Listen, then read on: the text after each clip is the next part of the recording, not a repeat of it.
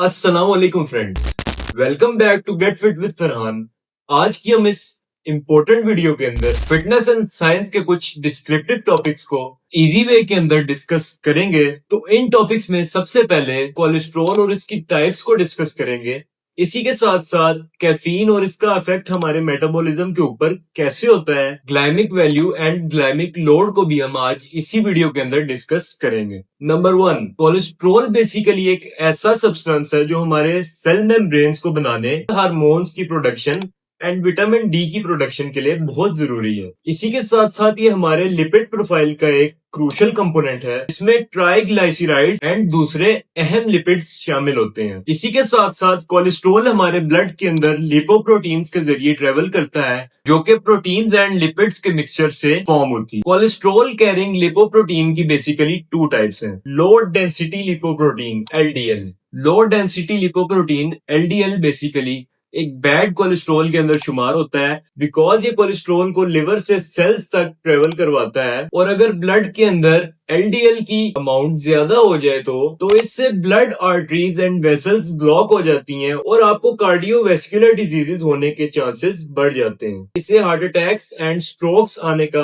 खतरा भी काफी हद तक बढ़ जाता है। हाई डेंसिटी लिपोप्रोटीन HDL ये एक गुड कोलेस्ट्रॉल के अंदर शुमार होता है, बिकॉज ये आपके कोलेस्ट्रॉल को सेल से दोबारा लिवर के अंदर शिफ्ट कर देता है, जिससे आपका हार्ट अटैक एंड स्ट्रोक आने का खतरा बिल्कुल कम हो जाता है। और अगर आपकी आर्टरीज वेसल्स के अंदर अगर कोई ब्लॉकेज है तो ये खत्म हो जाती है। दैट्स वाई इसको गुड कोलेस्ट्रॉल कहते हैं। जब ये आपके सेल से लिवर तक ट्रेवल करता है तो ये वहां पर ब्रेक डाउन हो जाता है और एज अ वेस्ट मटेरियल आपकी बॉडी से खारिज हो जाता है। और HDL को अच्छा रखना हमारी सेहत के लिए बहुत फायदेमंद साबित हो सकता है। अब आ जाते हैं हम वीडियो के सेकंड अहम टॉपिक की तरफ, जो है कैफीन। कैफीन के इफेक्ट्स मेटाबॉलिज्म के ऊपर डिस्कस करेंगे।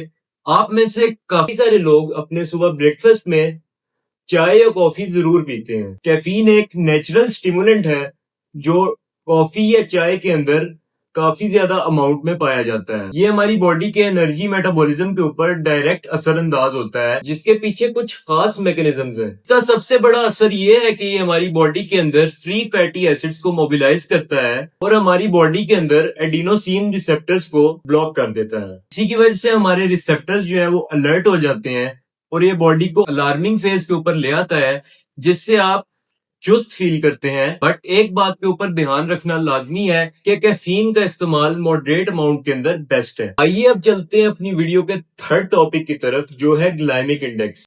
आइए इसको एक स्केल के जरिए समझते हैं जो कि 0 से 100 तक लाई करता है एंड हमें बताता है कि कार्बोहाइड्रेट्स हमारे शुगर लेवल के ऊपर कैसे असरअंदाज होते हैं और इसके अंदर अप्स एंड डाउन्स कैसे लाते हैं। जो फूड हाई ग्लाइमिक वैल्यू कंटेन करते हैं वो हमें इमीडिएट एनर्जी प्रोवाइड कर देते हैं और जल्दी डाइजेस्ट हो जाते हैं, जिसकी वजह से ब्लड शुगर में एक क्विक स्पाइक महसूस होता है। इसी के साथ साथ लो ग्लाइमिक फूड्स का जिक्र करते चलें तो ये वो फूड्स हैं जिसके अंदर ऐसे कार्बोहाइड्रेट्स होते हैं जो हमें स्लोली डाइजेस्ट होके एनर्जी प्रोवाइड करते हैं, जिसकी वजह से हमारी बॉडी सस्टेनेबल रहती है। तो आहिस्ता आहिस्ता करके एनर्जी मिलती जाती है, जिसकी वजह से बॉडी प्रॉपर बैलेंस रहती है और उसकी एनर्जी क्रैश नहीं होती। That's why body builders low glycemic food and high glycemic food का इस्तेमाल ज्यादा करते हैं, खास करके इनका मिक्सचर जो उनके एनर्जी लेवल्स को क्रैश नहीं करता। और अगर कोई भी उनका बॉडी बिल्डिंग शो या एंड्योरेंस शो है तो उसके दौरान इसका इस्तेमाल ज्यादा कर देते हैं।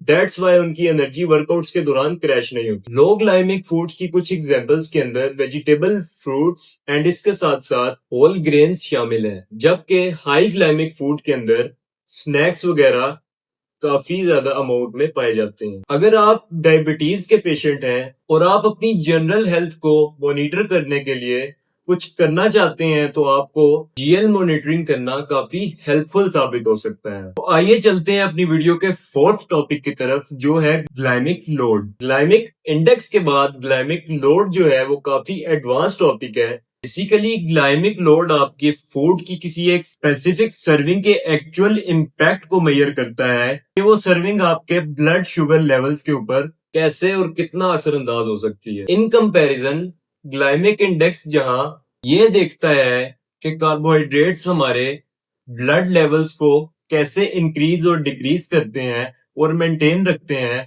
वहां ग्लाइमिक लोड जो है एडवांस वे के अंदर प्रॉपर सर्विंग्स को मेजर करता है कि आपकी एक एक सर्विंग आपके ब्लड शुगर लेवल्स को कैसे अफेक्ट कर रही है। अगर आप अपना ग्लाइमिक लोड मेजर करना चाहते हैं तो इसका सिंपल फॉर्मूला ये है कि आपके फूड के अंदर मौजूद ग्लाइमिक इंडेक्स मल्टीप्लाई होता है आपके फूड के अंदर मौजूद कार्बोहाइड्रेट्स की अमाउंट के साथ और फिर उससे 100 से डिवाइड कर दिया जाता है। इससे हमें एक प्रॉपर पोर्शन मिल जाता है जो कि वाज़े तौर पर एक्सप्लेन करता है कि हमारे फूड की एक एक सर्विंग जो है हमारे ब्लड शुगर लेवल के ऊपर कैसे इफेक्ट हो रही है। वो फूड्स जिनके अंदर ग्लाइमिक लोड कम होता है, वो डायबिटीज के पेशेंट एंड वो लोग जो ब्लड शुगर लेवल्स को मेंटेन रखते हैं, उनके लिए काफी हेल्पफुल साबित होता है बिकॉज ये इम्पैक्ट को मॉडरेट रखता है। तो दोस्तों, ये थी आज की कंप्रीहेंसिव वीडियो जिसके अंदर हमने कोलेस्ट्रॉल, इसकी टाइप्स, इसके साथ साथ कैफीन और इसका इफेक्ट मेटाबॉलिज्म के ऊपर, glycemic index, low glycemic foods, high glycemic foods and इसी के साथ साथ एडवांस टॉपिक ग्लाइमिक लोड को डिस्कस कर लिया है। अगर आपको आने वाली वीडियोस के अंदर एडवांस टॉपिक्स चाहिए जो न्यूट्रिशन को प्रॉपर वे के अंदर डिस्क्राइब कर रहे हो, तो अभी के अभी मेरा चैनल सब्सक्राइब कर ले और मेरी वीडियो को थम्स अप जरूर दीजिएगा। और अगर आपको कोई भी मिसकॉन्सेप्शन हुई तो आप कमेंट सेक्शन के अंदर पूछ सकते हैं। दीजिए इजाजत, अल्लाह हाफिज।